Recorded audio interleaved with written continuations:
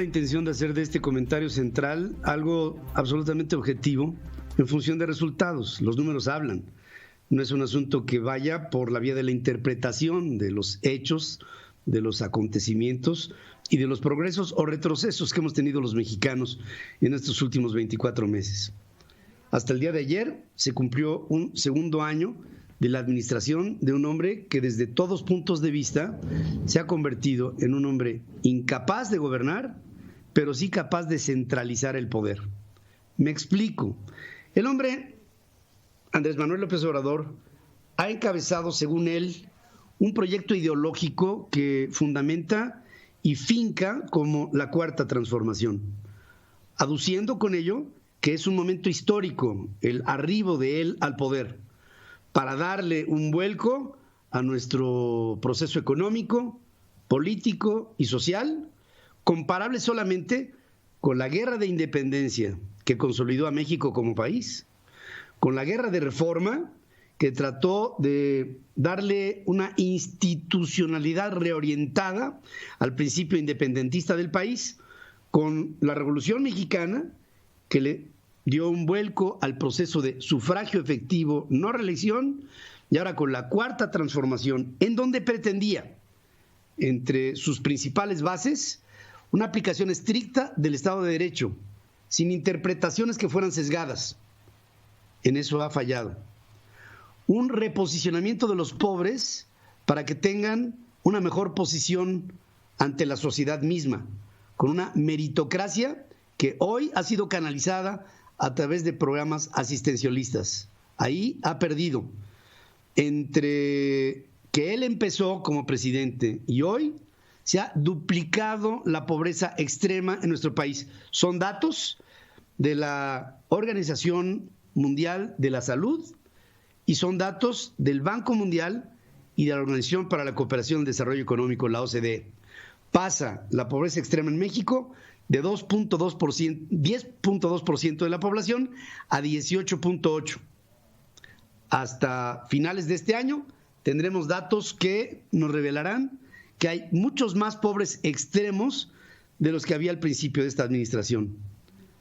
Desde el punto de vista de la violencia como tal, la violencia se ha más que duplicado en este proceso. Y aparte de los muertos producto de la violencia, hay otra violencia que se da por la vía de la incapacidad, porque todos los muertos que acumuló la guerra que lanzó el presidente Calderón en contra del narcotráfico, 100,000, se han hecho oficialmente en este momento con la pandemia.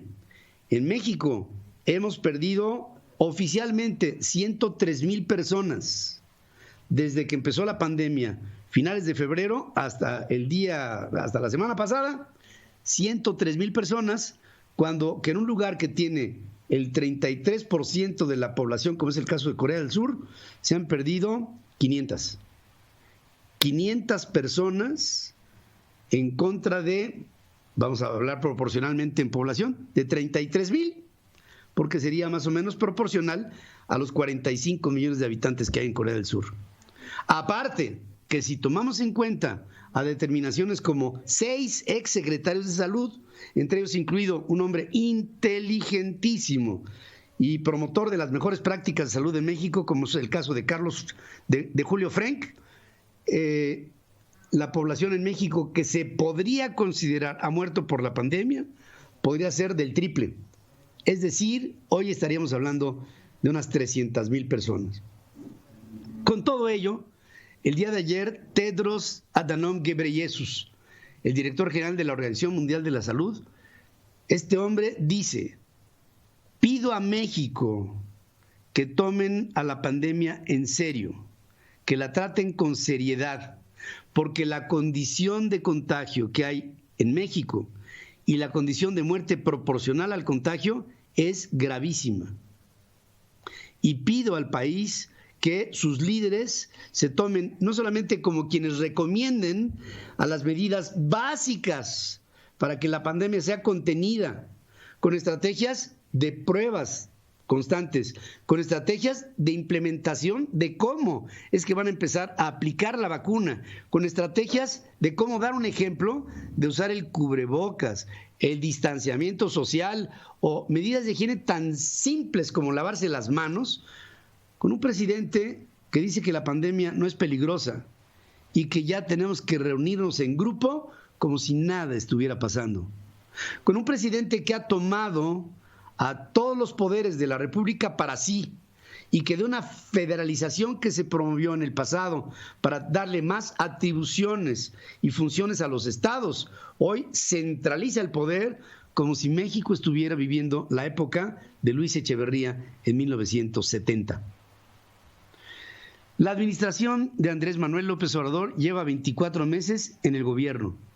Se ha dilapidado el capital político, se ha dilapidado la solvencia, prestancia y respeto de México ante sí y ante el mundo, cuando con cambios de reglas ha hecho México y su gobierno que nadie confíe en el país, porque ha bajado la inversión extranjera directa, porque el presidente ha sometido a los poderes, porque ha sometido incluso a poderes fácticos como el empresarial, que hoy, sin decir absolutamente ni mi alma, están aceptando la desaparición del outsourcing como una medida que ha tomado el presidente en medio de la crisis económica más grave que se recuerde en nuestro país en el último siglo, y que no obstante todo está sucumbiendo ante las recomendaciones de un líder corrupto que ha sido perseguido en la historia, como es el caso de Napoleón Gómez Urrutia, para quedarse con la contratación de los sindicatos.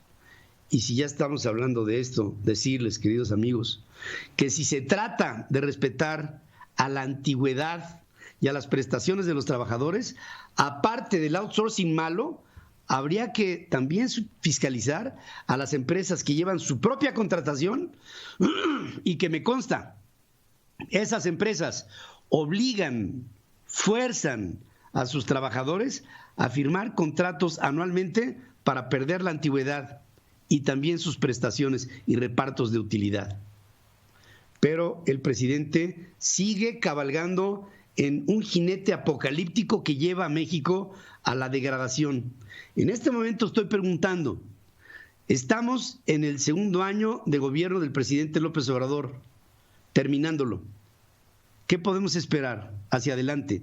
En los 48 meses restantes para llegar a concluir con un sexenio de la Cuarta Transformación, ¿que México avance o que México retroceda? Hasta este momento, 8% de quienes opinan está diciendo que México avanzará. El 92% tiene la certeza de que México retrocederá. Y lo más grave de todo, queridos amigos, es que lo que propone el presidente es una serie de culpables. El rico es culpable de la pobreza de los más desfavorecidos. El culto es culpable de la ignorancia de los más ignorantes. Hay culpables fifís, ultraconservadores y neoliberales.